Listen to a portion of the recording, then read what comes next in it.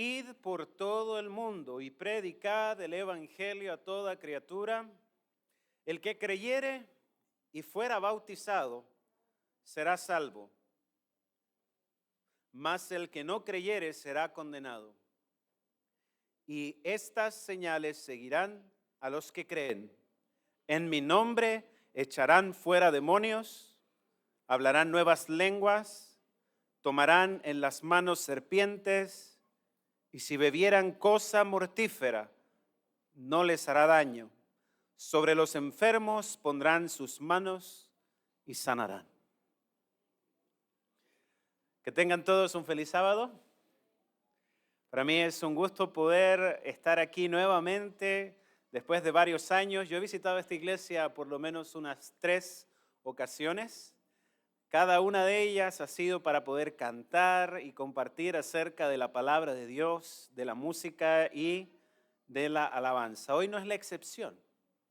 Hoy vamos a hablar un poquitito acerca de adoración, música, de todas estas cosas, pero inicialmente quería comenzar con este pasaje que es parte de algo conocido como la Gran Comisión.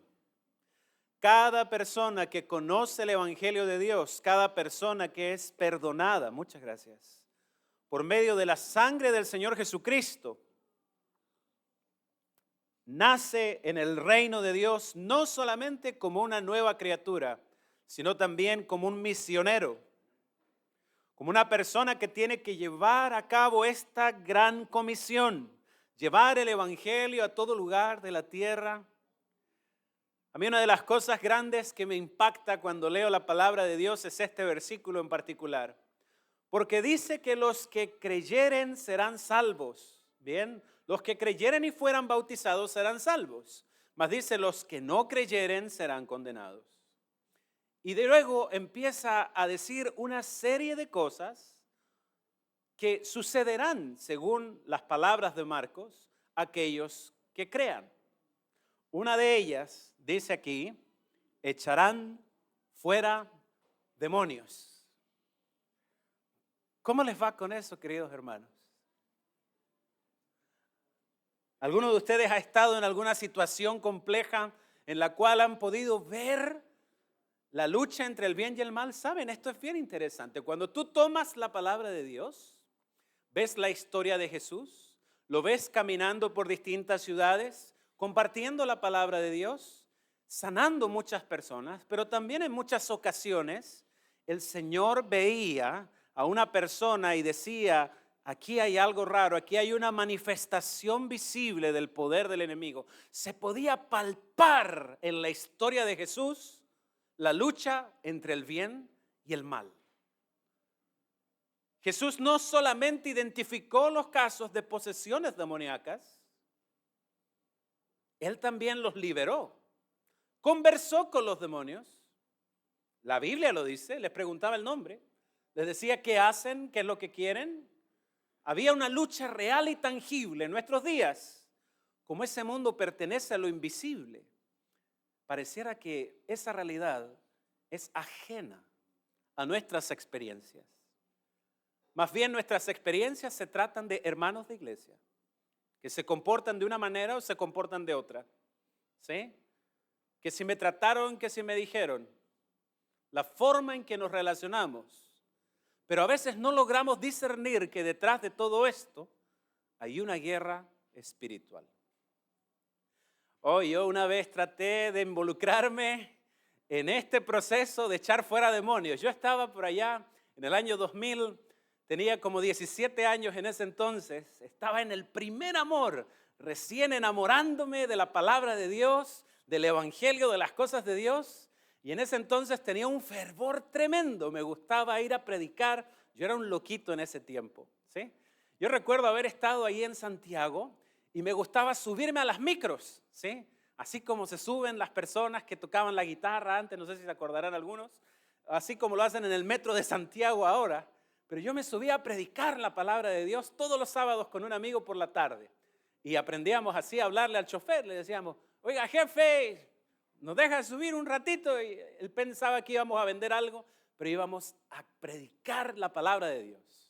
Un día mi amigo Hernán me dijo, Jonathan, ¿y por qué no vamos hacia Las Condes, la dehesa, Vitacura? Porque estábamos acostumbrados a ir a los barrios pobres de Santiago, pero él me dijo, los ricos también necesitan oír el evangelio. Muy bien, vamos entonces. Lo único que él no sabía es que los ricos no caminan, ¿verdad? Pero bueno, partimos hacia Las Condes, llegamos a una plazoleta que hay allá entrando al barrio, ¿verdad? Nos bajamos allí, empezamos a repartir libros, le enseñábamos a la gente, esta es la palabra del Señor, esto tienen que hacer aquí y allá. Y de repente, en un banquito, había un borracho. Y entonces dijimos, vamos a compartirle la palabra de Dios, ¿no? Entonces vamos y le dejamos allí un librito, sí, un librito. Y el borracho como que medio se levantó así, nos quedó mirando, se enderezó. Y nosotros empezamos, oiga, ¿cómo está? Le veníamos a traer la palabra del Señor. Y nos empezó a gruñir. Como un animal. Empezó. ¿Sí? Nosotros nos asustamos porque en realidad uno sabe a veces las personas que han bebido alcohol se comportan de maneras muy extrañas, ¿no?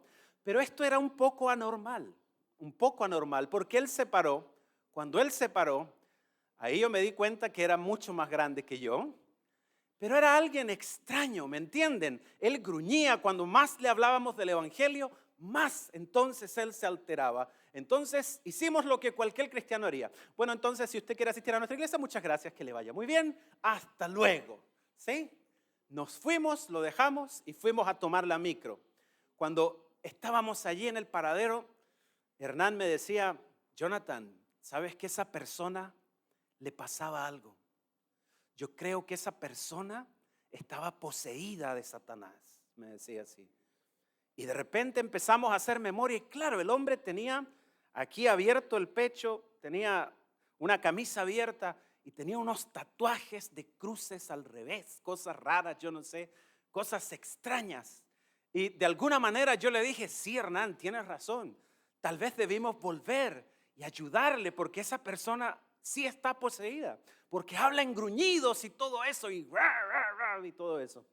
¿Qué hacemos? Entonces él me dijo, vamos a tener que ayudarle.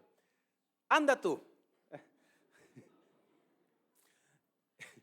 Entonces yo le dije, ¿saben qué? No me siento muy preparado, ¿sí? Para ir para allá. No me siento en realidad preparado. No estaba en paz con Dios como para poder ir a hacer ese tipo de cosas en ese preciso momento.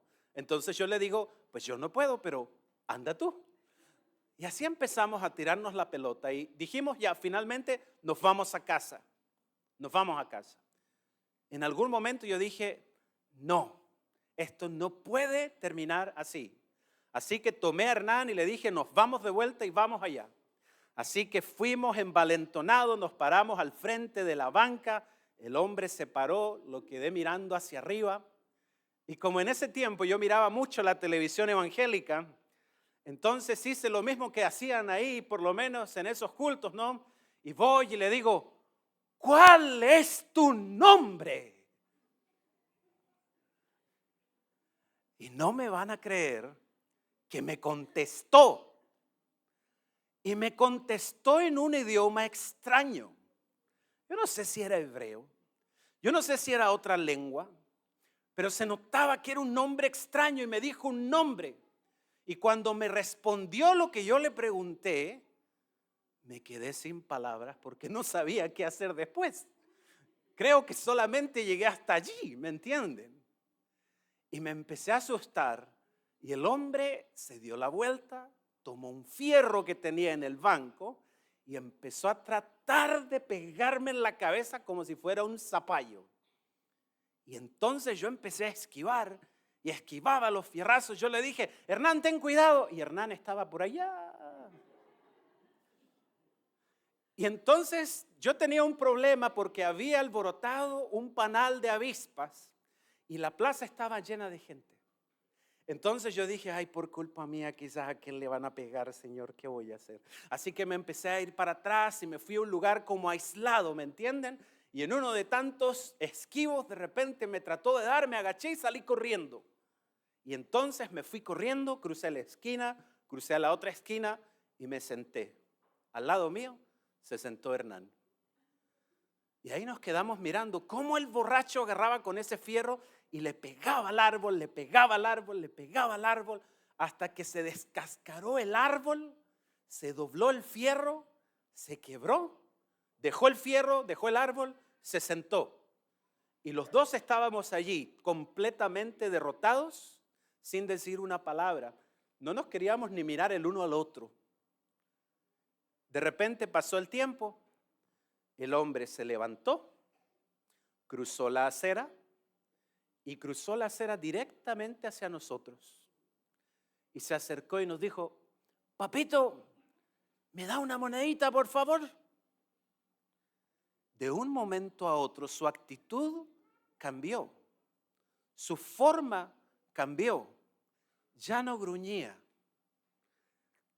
Había acabado el episodio. Y yo le doy gracias a Dios, ¿saben? Porque en el libro de Hechos dice que los hijos de un tal Esceva también trataron de hacer un exorcismo, pero esos salieron desnudos. Yo le doy gracias a Dios. Y ahí aprendí a no meterme en las patas de los caballos. ¿Alguno de ustedes ha participado en algo así alguna vez? ¿No? Tremendo, tremendo. Vamos a abrir la palabra del Señor en 1 Samuel, capítulo 16.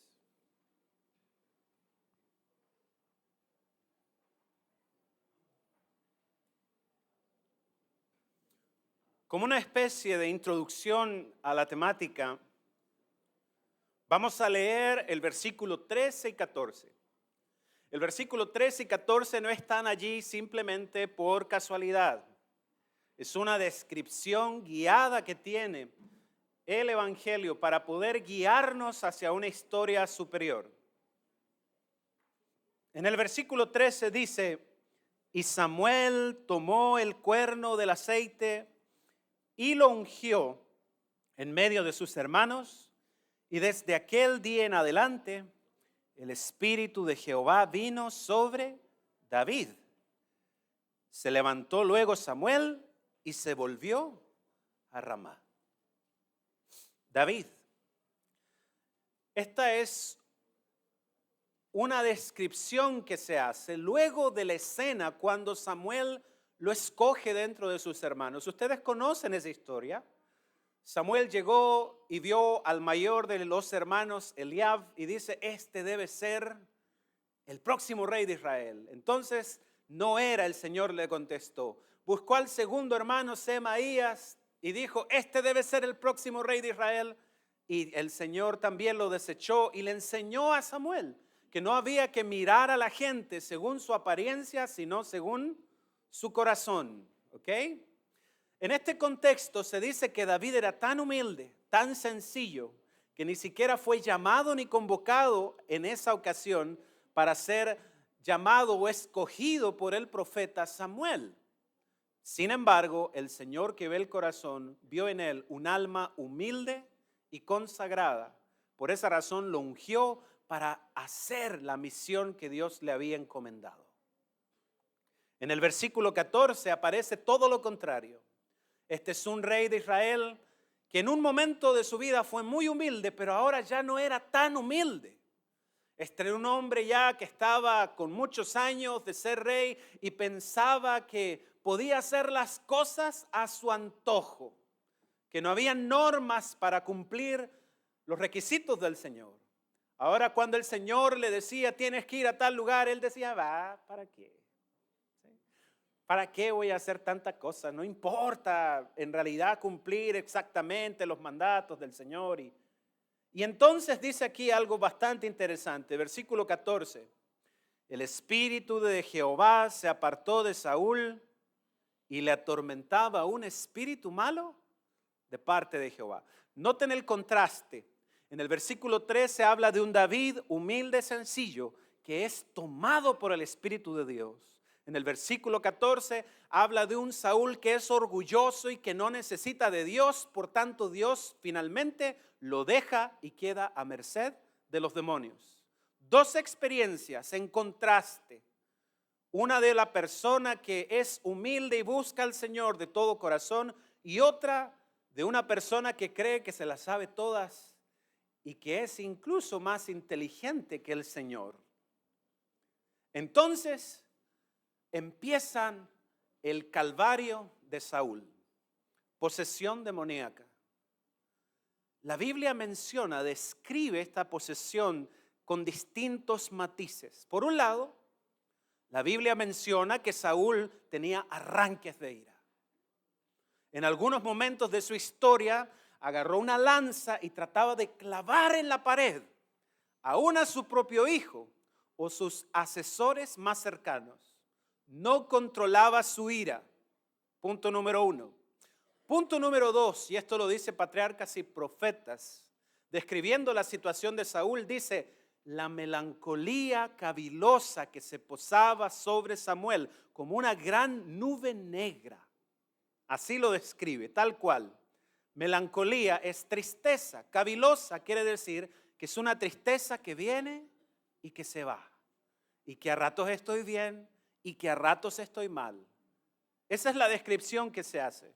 También me gusta mucho la analogía que hace este libro, Patriarcas y Profetas, porque dice que es como una nube negra que se posó sobre la cabeza de Saúl.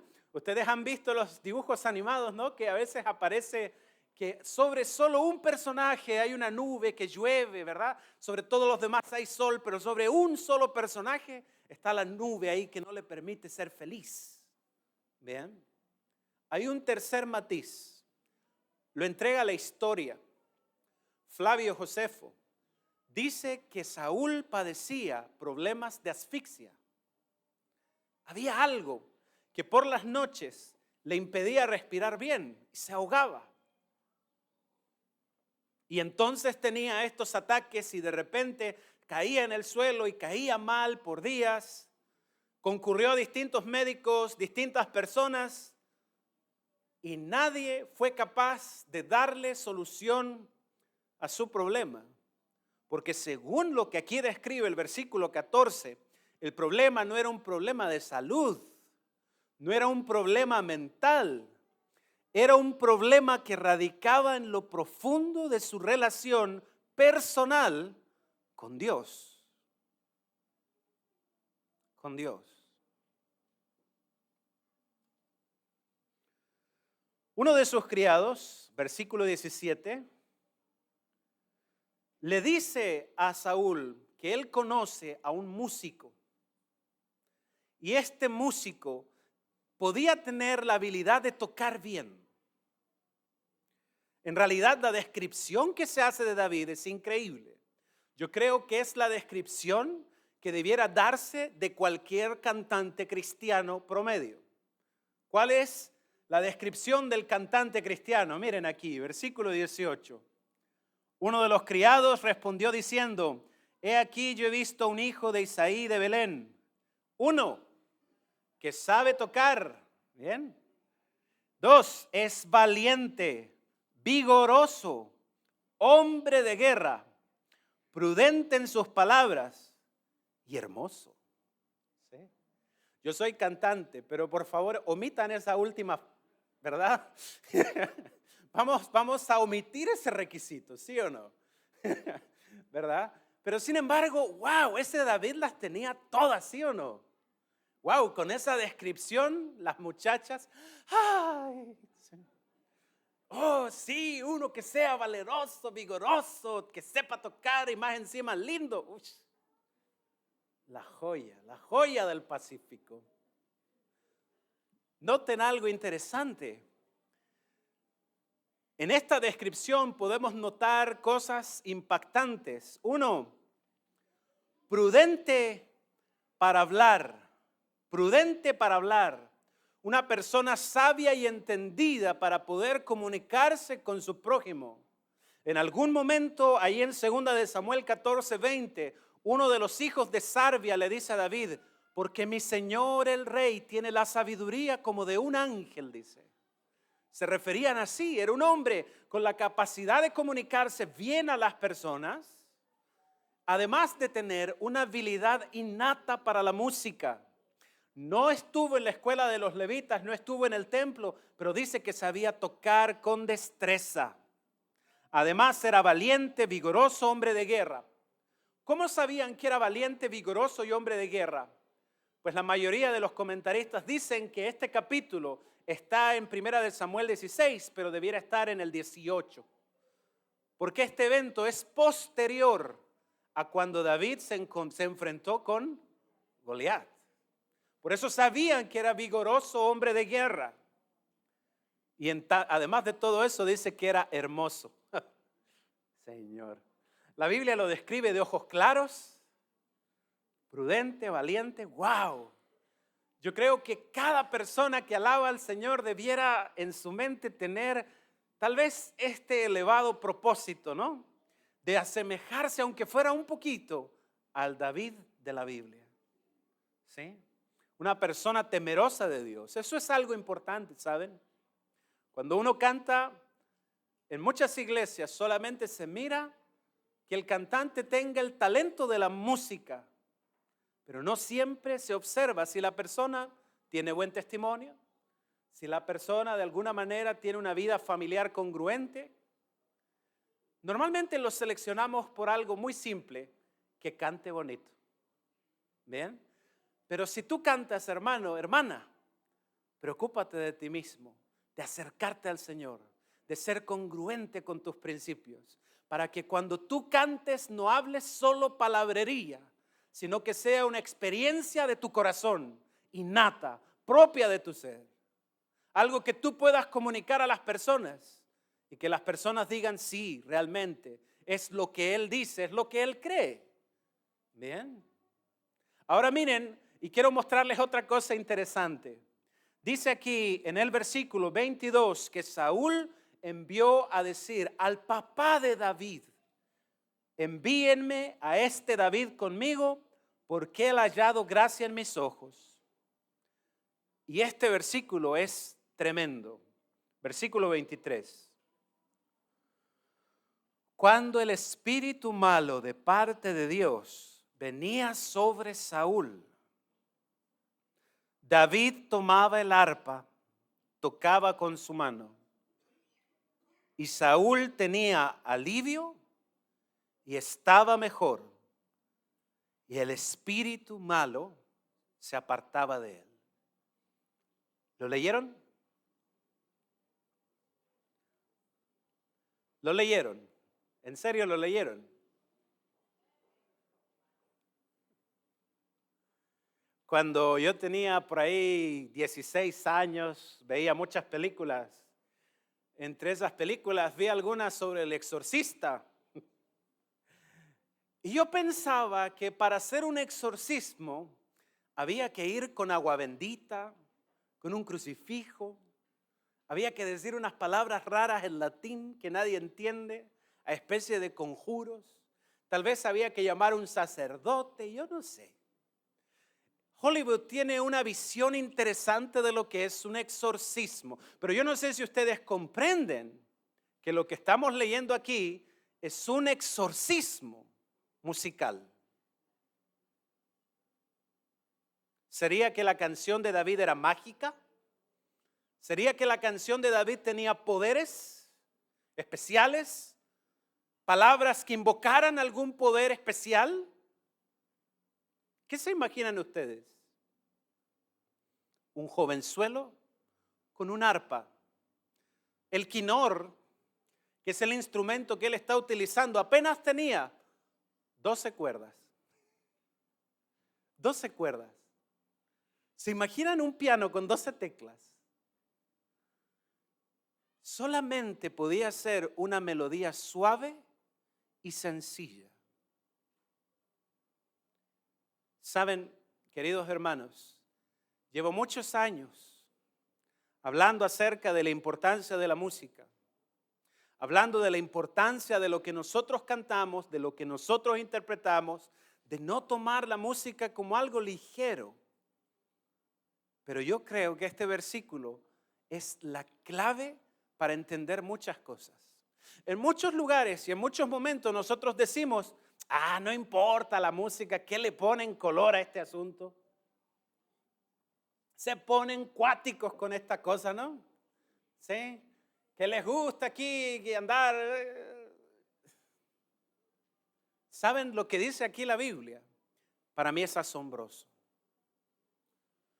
La música de David, suave, sencilla, entonada de una forma correcta, por la persona indicada. ¿Bien?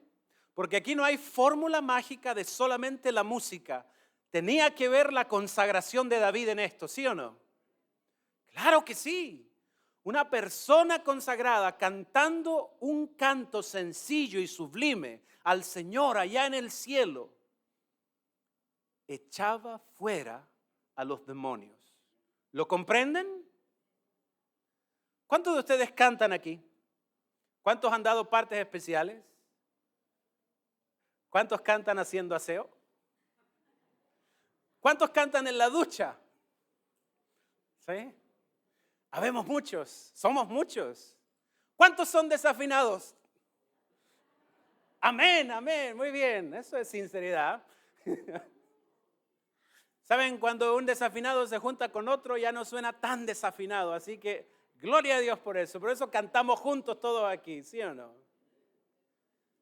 ¿Sabían ustedes que si habían espíritus malignos en este sitio, en este lugar, cuando ustedes llegaron, ustedes hicieron un exorcismo? ¿Sabían ustedes eso o no lo sabían? Porque cuando los hijos de Dios cantan como al Señor le agrada, con todo el corazón, de la manera correcta, los espíritus huyen. El Salmo 22 dice en el verso 5 que el Señor habita entre las alabanzas de Jehová. Ese es el versículo 3, perdón. Y aquí hay algo trascendental. A veces se piensa que la música no tiene poder para nada. Se utiliza como un medio para rellenar espacios, para entretener congregaciones. ¿Sí? Saben, yo soy cantante. Yo le decía a mi hermano, hay veces en que yo he llegado a iglesias grandes que están acostumbradas a los conciertos. Y cuando llega el cantante, ahí están los jóvenes ahí mirándolo a uno, así con cara de aburridos, así como, a ver, sorpréndeme. Hace algo que nadie más haya hecho. Hace un solo extraordinario que nunca nadie haya hecho antes. ¿Sí? ¿Por qué no me cantas en inglés? Están como esperando de que alguien los entretenga, de que alguien de alguna manera los haga desaburrirse de estar en la iglesia.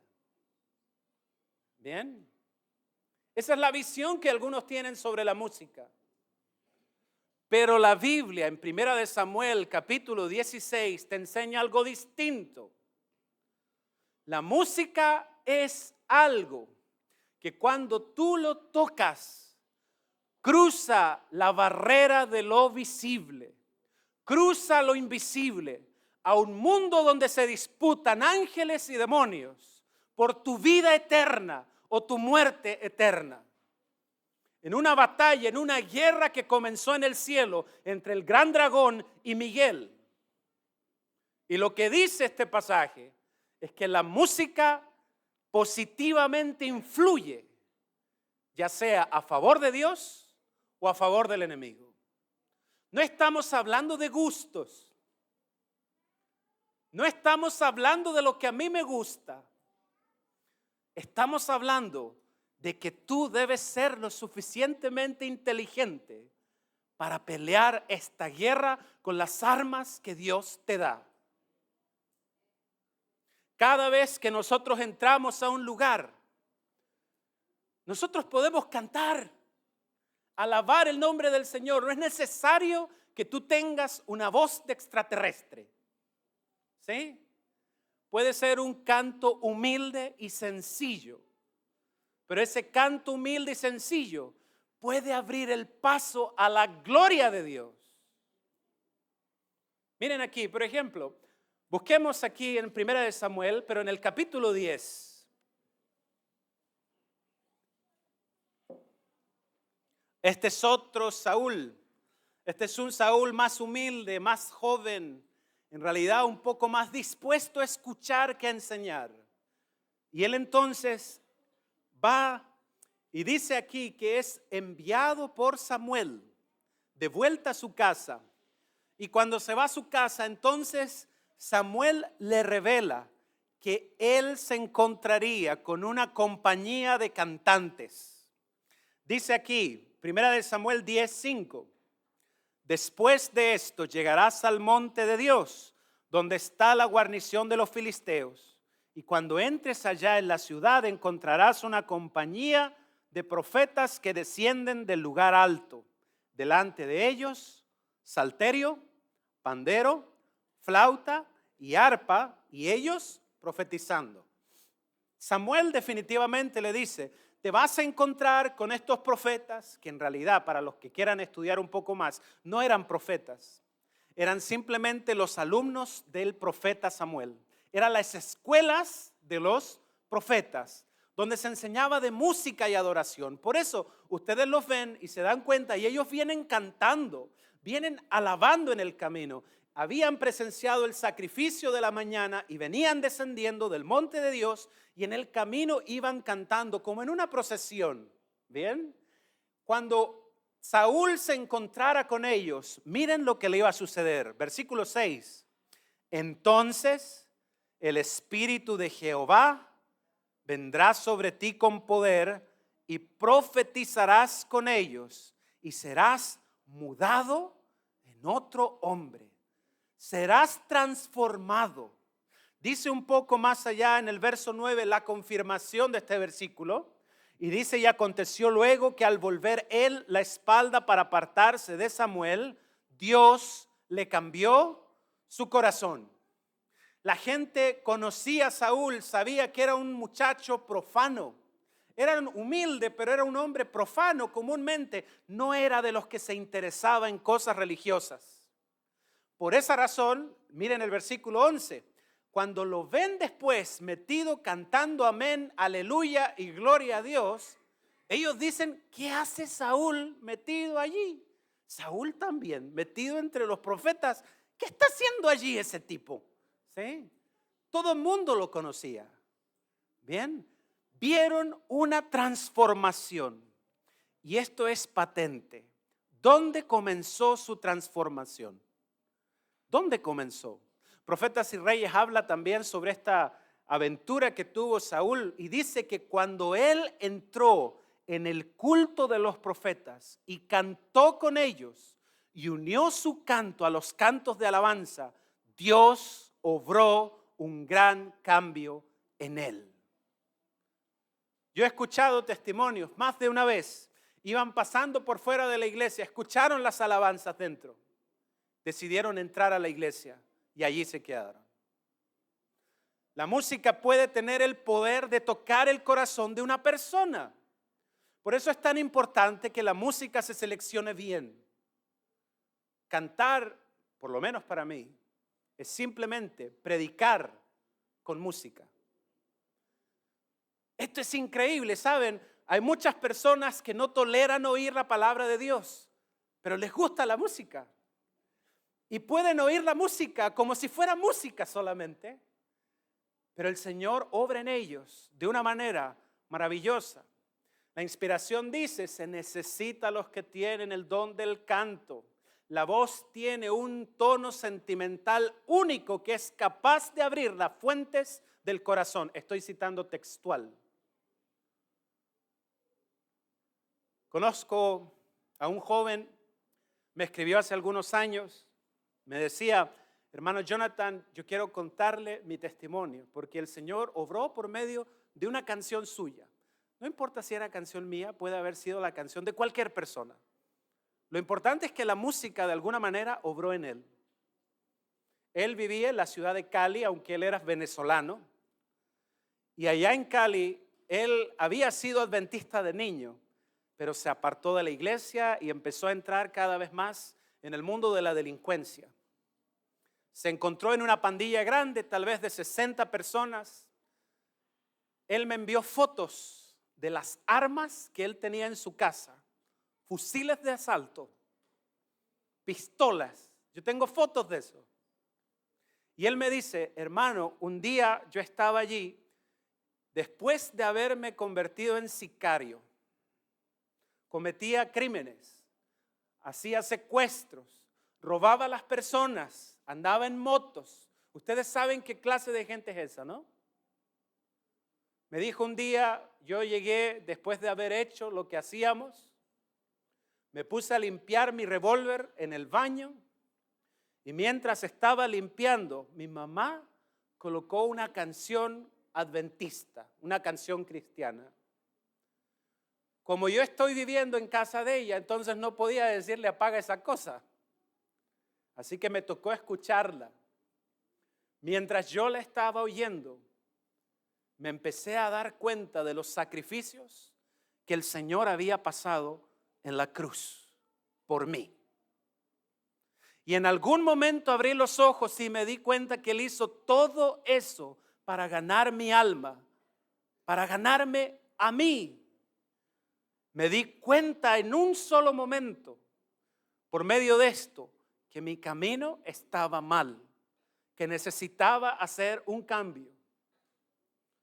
Y dice que de repente empezó a llorar en ese baño y se arrodilló en ese baño y no quiso salir, no pudo salir de allí hasta estar convencido de que tenía que tener un nuevo sentido en su vida.